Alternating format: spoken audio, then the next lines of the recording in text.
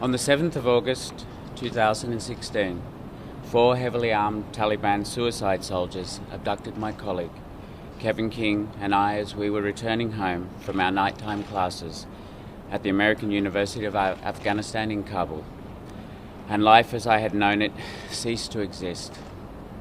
Over the next 3.5 years, Kevin and I were held and moved around various locations in Afghanistan and Pakistan, our lives at risk on a daily basis and at the mercy of our captors.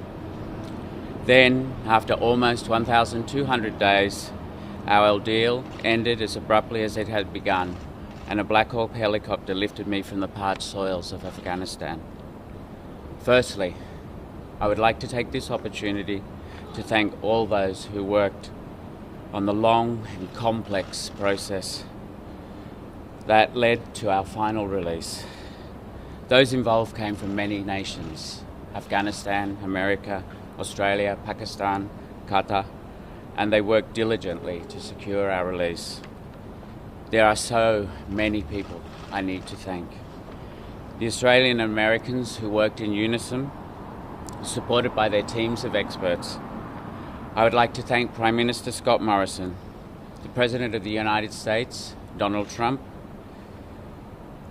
President of Afghanistan, Ashraf Ghani, President of Pakistan, Imran Khan, US Special Envoy, Zalmay Khalilzad, and the Australian Minister for Foreign Affairs, Maurice Payne. From the moment I sighted both Black Hawk helicopters and was placed in the hands of special forces, I knew my long and torturous ordeal had come to an end. In particular, I would like to thank the SEER Psychology Unit, a highly professional team whose support and guidance were with me every step of the way. Some of those I would like to thank individually are my on-the-ground liaison from DFAT, who was with me right from Bagram Air Force Base, Trudy McGowan, the family investigation liaison officers from the Australian Federal Police, the SEER psychologists, those at Bagram in Afghanistan, and Lieutenant Colonel Jeff Bass in Germany, the American Armed Forces, the Landstyle doctors, Dr. Brian Cohey and Major Nat Voyer, and the incredible nursing team who were there with me, and the Australian Ambassador to Germany, Lynette Wood. Particularly all those people who sent messages of comfort and support to my family and friends, and those who made public pleas for our safe return and for our lives. The leader of the Taliban, Hibatullah Akhundzada, and my Taliban guards. I would like to ask the press to respect my father's privacy, as this has taken a great toll on his health. I would also like to thank my family and friends, and in particular my 3 mothers and my father. As a result of this exchange, the peace talks between America, the Taliban, and finally the Afghan government have resumed again. This brings great joy to me. And obviously, those who have suffered needlessly throughout the 20 years of violence, I pray that they will be successful and that they may enable the return of stability and security to the country of Afghanistan and the region.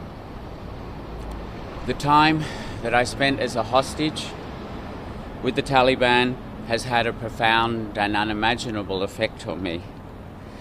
I struggle to find words to express just how completely this has changed me.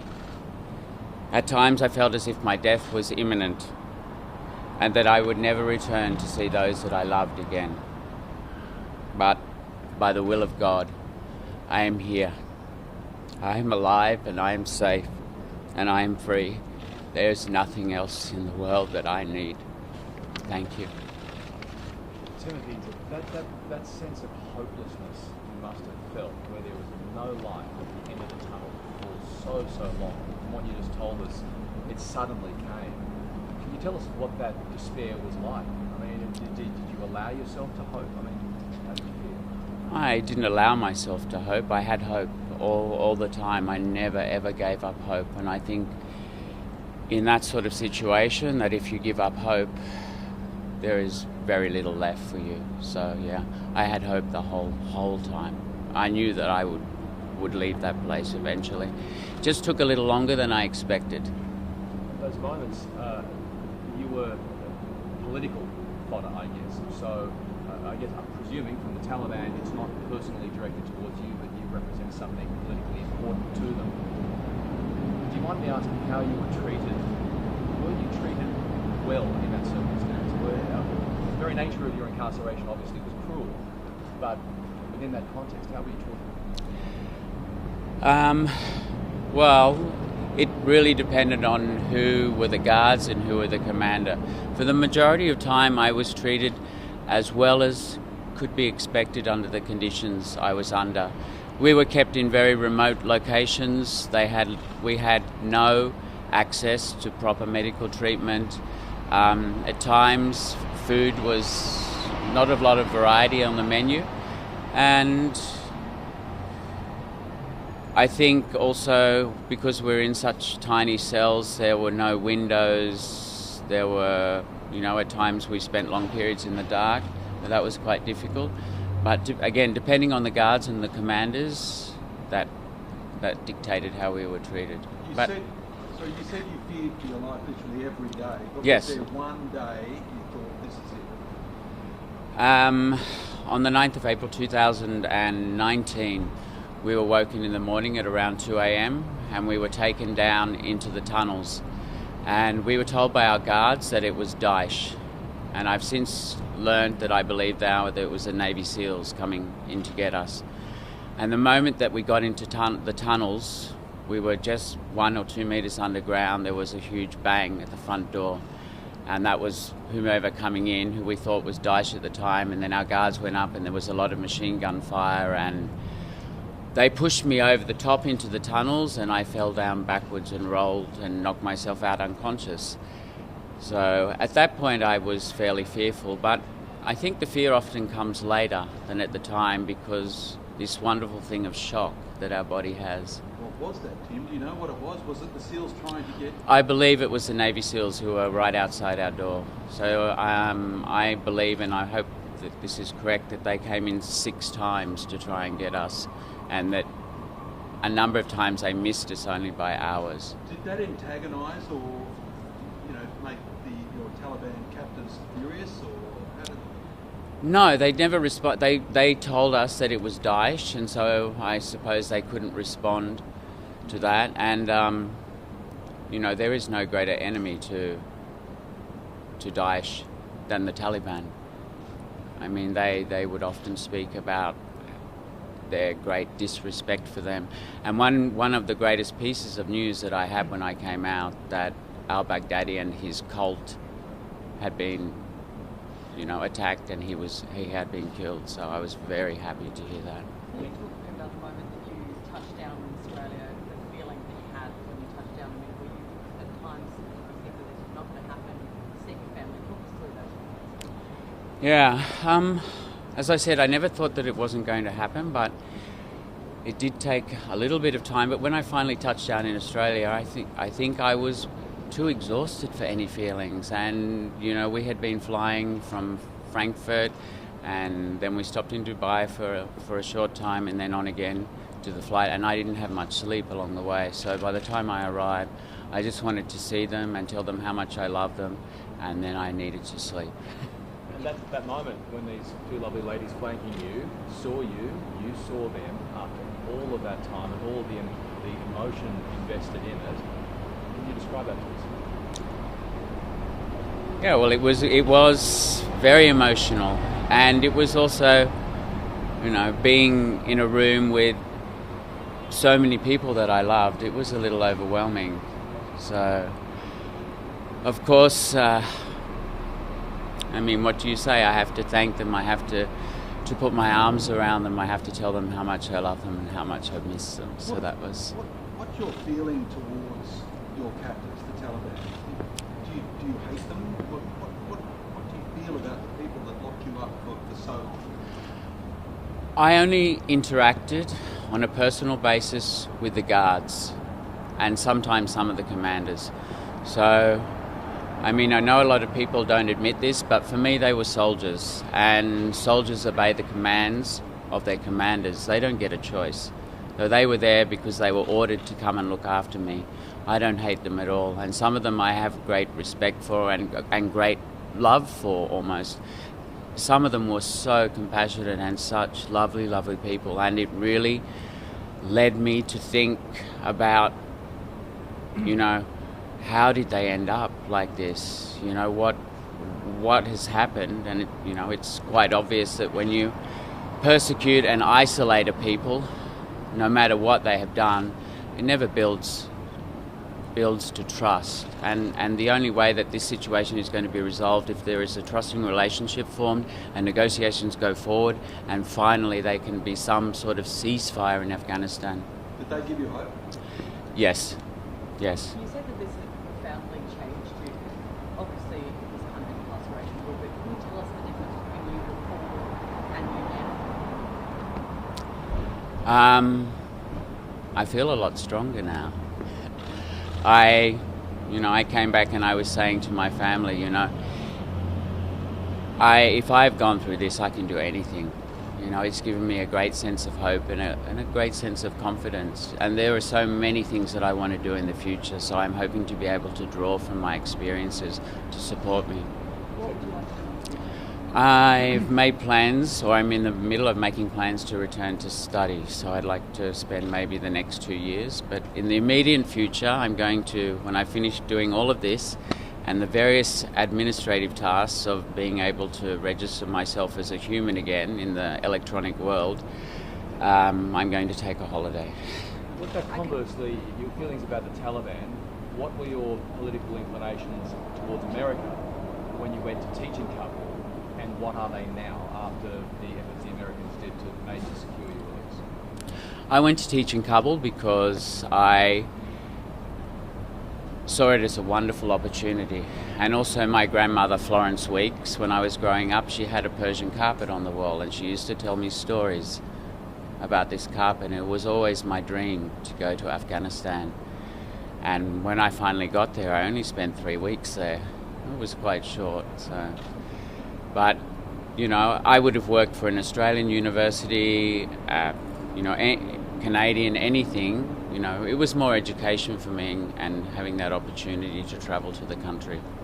I can see that you're carrying a hat, your sister has a flag. Do they have any special meaning? Yeah, this was given to me by the psychologist, the SEER psychologist, and it stands for, hold on, I always have to make sure I get this correct. Where did we put it, Joe? Search, escape, recovery, and extract. And then they put my name, like my nickname, on the back. So I was overwhelmed by the compassion that the American soldiers showed me. Everyone wanted to speak to me. Everyone wanted to give me the badges from their units. When I first arrived, I didn't have a jumper, and one of them gave me like his personal jumper, like the kindness and you know it, and that this is what you get from the people on the ground in those difficult circumstances. And it was, you know, I cannot thank them enough for what they did to me. Can you tell us about the handover? How did the handover go on? We were taken out in the morning and we were driven to the location where they handed us over. And the Taliban all changed out of their civilian clothes into military uniforms, into khaki fatigues. And we stood around for a while and they took some video of us, and they gave us, some of the guards gave me hugs and said, you know, this is your recovery, you're going home to see your family. And I had a very good relationship with some of them, and I learnt Pashto, so I spoke with them. And then finally they got the intel that the helicopters were coming in, and so we had two soldiers flanking either of us, and we stood there, and then I saw them flying across perfectly parallel and at the exact same distance the whole time, and that was, you know, such professionals. And they landed away from where the Taliban actually wanted them to land because they had cameras and everything set up. So, and then the guards or the soldiers walked us towards, and out of a big dust cloud came, I think it was 6 special forces. And they walked towards us, and then one of them stepped towards me and he just put his arm around me and he held me and he said, "Are you okay?" And then he walked me back to the Black Hawk, and the rotors are really loud.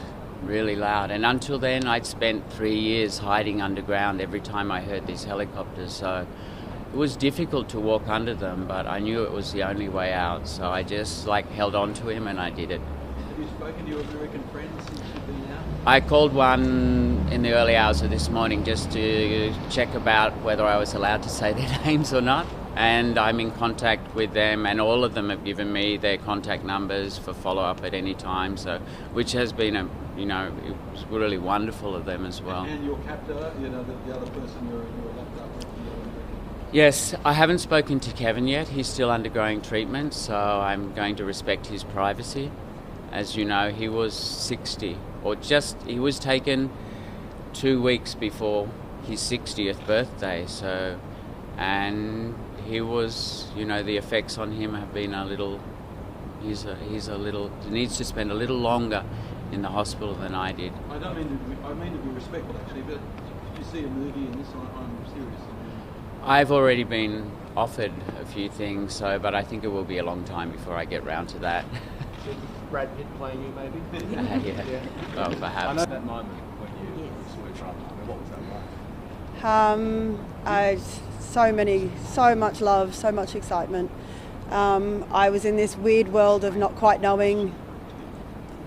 You heard he was out, but it wasn't quite real until he was there at the airport, and I just gave him a massive hug. It was just incredible to see him and to be able to do that. And those moments for 3 years where you're presumably having those moments where you're looking up to the same sky that your brother might be looking up to, and you're wondering what he's doing, if he's okay. I mean, that must have been a daily experience. Yeah, so many occasions where you just, late at night, especially when you're sort of looking at the stars and you know what time it is there and it's not quite, and it was so surreal what was going on. It was, it was just incredible.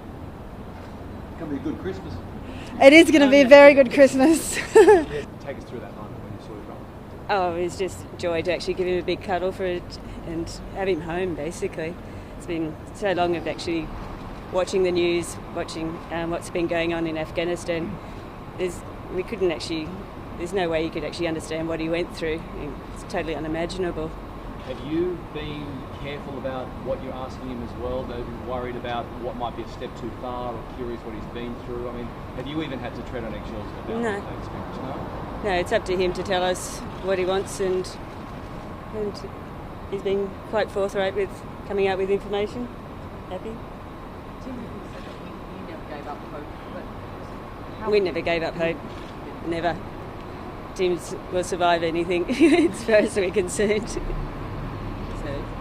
That's a trait of his, isn't it? Survivability? Oh, I think it is. Yes.